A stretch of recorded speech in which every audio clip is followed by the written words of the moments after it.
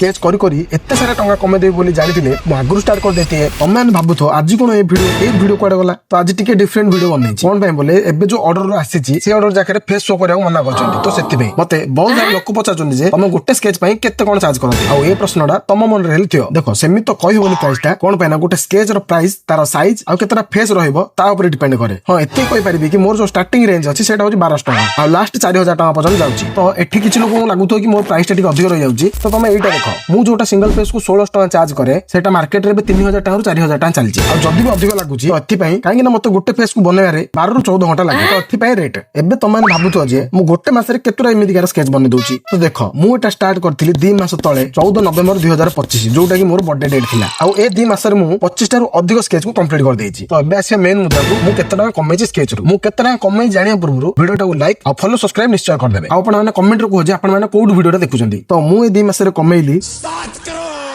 नहीं गमात नहीं तो मु कमैली ये बातें बताई नहीं जाती